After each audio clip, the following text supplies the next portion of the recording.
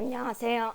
카미입니다. 오늘 영상의 주제는 확신이 안 생긴다라고 이렇게 저한테 고민을 토로하는 제 주변 사람들과의 대화를 하면서 느낀 점들을 우리 시청자분들과 한번 나눠볼까 싶어서 영상으로 제작을 하게 되었고요. 나이가 나이인지라 제 주변에 보면은 30대 초중반 여자들이 다수죠. 그래서 이제 제 지인 여자분들이랑 최근에 대화를 나누다 보면은 데이트하고 있는 사람들에 대한 약간 고민 뭐 이런 것들을 저한테 토로를 하십니다. 근데 제가 여자다 보니까 주로 여자들의 고민을 듣는 입장이죠. 물론 뭐 남사친들 같은 경우는 저한테 그런 얘기를 안 하더라고. 같은 남자한테 이야기를 하겠지.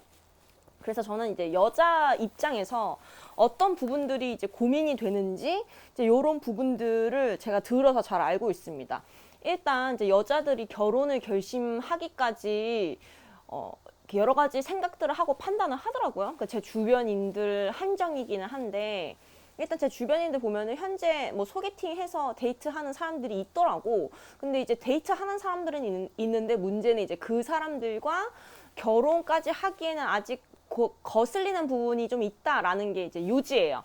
그리고 나이가 나이인지라 아무래도 결혼을 전제로 하고 생각을 하고 만난단 말이지.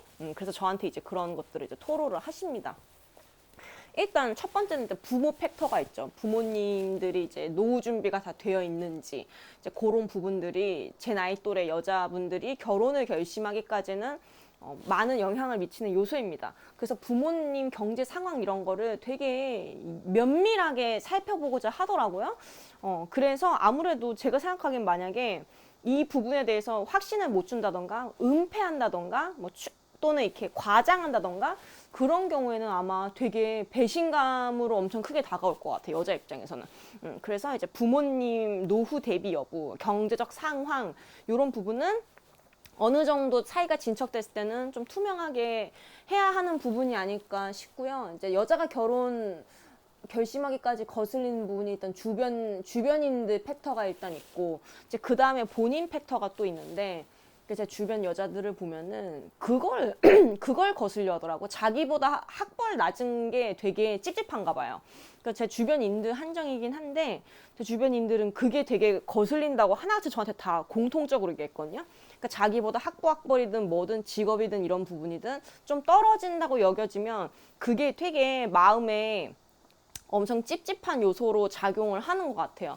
근데 이제 그 부분을 만회하려면은 뭐 내가 뭐 투자해서 뭘 이렇게 일군 게 많다든가 아니면은 회사에 뭐 이렇게 지분을 갖고 있다든가 뭐 아무튼 자기가 다른 능력적 요소가 있다는 걸 조금 어필을 해야 되고 그런 부분에서 능력을 좀 인정해야 그 다음으로 이제 진척이 되는데 이제 그 부분이 계속 거슬려. 학벌 나보다 낮은 게 거슬리는데 다른 면에 있어서도 그렇게 조금 뭐 그걸 만회할 만큼이 안 된다 싶으면은 계속 그게 그 가시처럼 목에 걸린 가시 마냥 계속 그 거슬리는 부분으로 남게 되더라고요. 제 주변 여자들을 보면은 그랬어요. 근데 뭐 그게 아무렇지 않은 분들도 있을 수 있겠죠. 사람에 따라서는.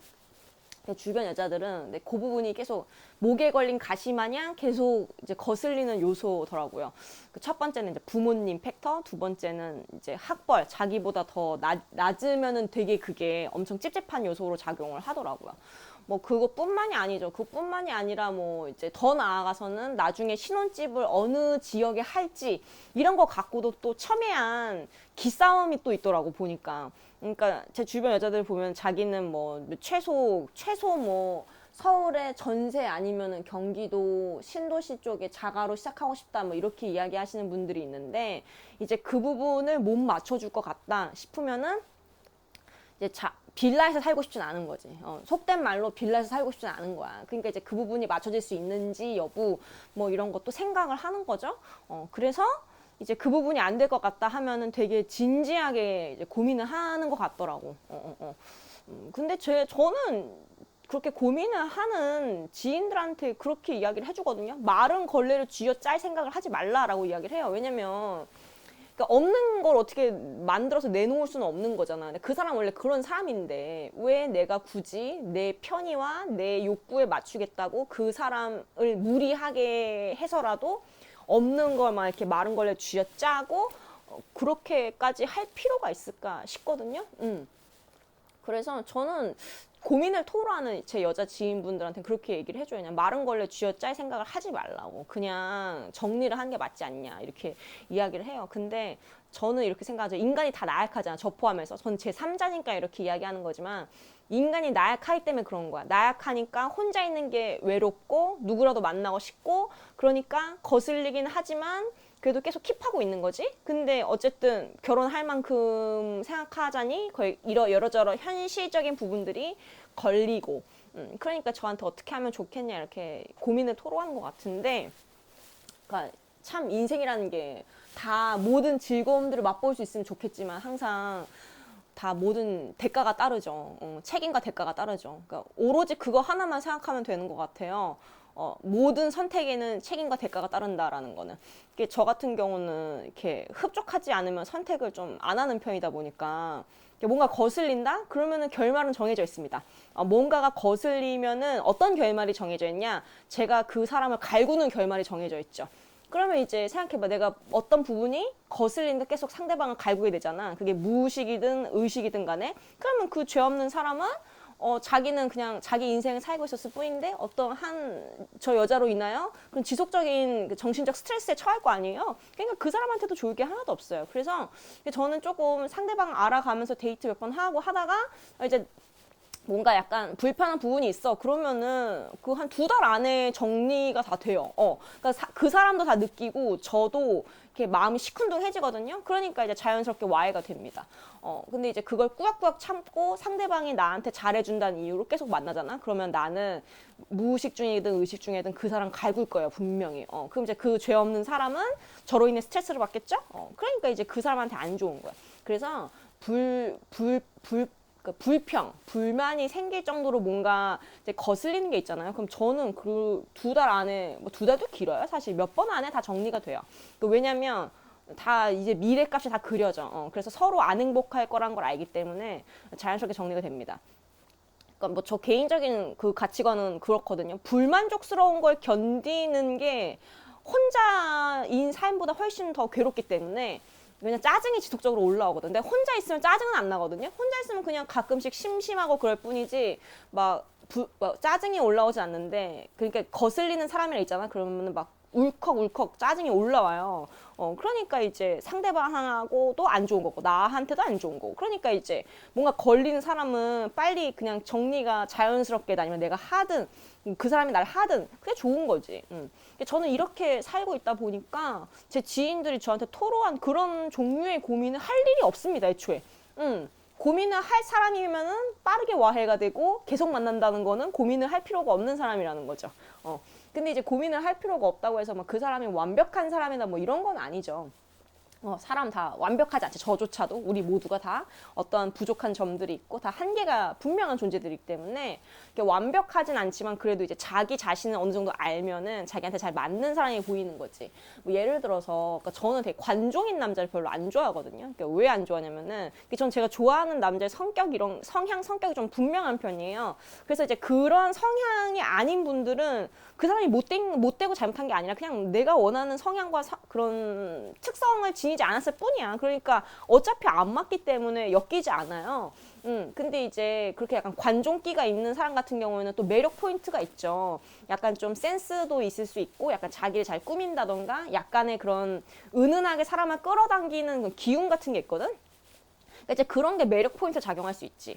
근데 문제는 이제 그런 분들이 그런 장점을 갖고 있기 때문에 끌려서 만나고 하다 보면은 이제 그분이 이제 예를 들어서 뭐 관종이야. 그러면 뭐 인스타 팔로워 뭐 얼마 뭐 인플루언서 이러면은 DM 같은 것도 많이 받을 수 있고 사람들도 많이 만날 수 있고 이제 이럴 수 있단 말이지. 그러면은 이제 여자친구와의 데이트 이런 거보다는 뭐 무슨 모임 뭐 이런 게 되게 잦은 거야. 근데 그런 거 이해해 줄 수 있는 사람이면 상관이 없는데 나는 조금 우리 둘만의 관계를 좀 더 갖고 싶은데 뭐 나는 친구는 뭐 무슨 모임 이런 게 많아. 뭐 DM 모르는 사람부터 DM도 많이 와. 그럼 이제 그런 거에 또 스트레스를 받겠죠. 그러니까 이제 여러 가지 특성이 세트로 가는 거예요. 그래서 이렇게 관종인 사람이 장점도 있지만 이렇게 감수해야 될 부분도 있잖아. 저 같은 사람은 관종을 안 좋아하는 이유가 약간 그런 여러 가지 특성들이 있어요. 그런 특성들이 다 세트로 따라온다는 걸 알기 때문에 섣불리 일견 매력 있어 보인다고 해서 덥석 물면 안 되는 거죠. 왜냐면 일견 매력 있어 보이는 그런 일면 옆에 따라올 여러 가지 부가적인 특성들이 있기 때문에 그런 걸 잘 고려해서 나와 잘 맞는지, 내 라이프 스타일과 충돌 없이 무사히 갈 수 있는지 그런 부분은 조금 생각할 필요가 있겠죠. 뭐 제 개인의 그런 프레퍼런스, 제 개인의 선호로 이야기하자면 저는 관종 남자를 별로 좋아하지 않아요. 일단 남자가 관종이라는 거는 그 보통 남자보다 약간 좀 다른 의미에서 약간 특이하다는 거거든요. 저는 제 그릇은 그렇게 특이한 사람을 품을 만큼의 그런 그릇은 안 되는 것 같고, 일단 그 말이 많은 사람도 저는 안 좋아하거든요. 근데 제 주변에 보면 요새 여러 가지 일들 엮이는 남자분들 보면 좀 말이 많은 사람들이 좀 있어요. 약간 설명하는 거 좋아하고 말 많은 남자들이 있었는데 그게 편안한 사람도 있어요. 오히려 이렇게 상세하게 얘기해줘서 좋다, 고맙다 이렇게 여기는 사람도 있지만, 저 같은 경우는 저보다 말수가 적은 사람을 좋아하고 내향적인 사람을 좋아하고 관종기 없고 조용하게 살아가고 SNS 이런 거 잘 안 하고 카톡 프사 이런 거 잘 안 바꾸고 막 그런 사람을 좋아하기 때문에 친구 같은 거 별로 안 많고 그냥 적당히 만나는 사람만 있고, 그러니까 자기 묵묵히 하고 그렇게 엄청난 열망과 욕망, 뭐 예를 들어서 뭐 비유하자면 일론 머스크나 뭐 이런 사람들처럼 엄청 관종이면서 엄청 그 자기 나르시시즘 같은 거 어느 정도 있으면서 그런 엄청나게 능력도 많지만 동시에 야망이 대단한 뭐 그런 사람도 저는 별로 좋아하지 않아요. 야망은 그냥 적절한 수준이면 돼. 뭐 그런 게 있죠. 그런 성향들 제가 선호하는 것들이 있지. 나와 함께 잘 지내려면은 이런 부분들이 있어야 되고, 그래야 나도 편안하고 나도 그 사람한테 잘 맞춰줄 수 있고 이런 것들이 있죠. 그래서 저는 이런 관점에서 바라보니까 별로 그 참 신기해. 제 주변 사람들 보면 어떻게 저렇게 그 생선 가시가 목에 걸린 거예요. 목에 걸린 생선 가시 마냥 저렇게 거슬리는데 또 만날 수 있는지도 되게 궁금하고.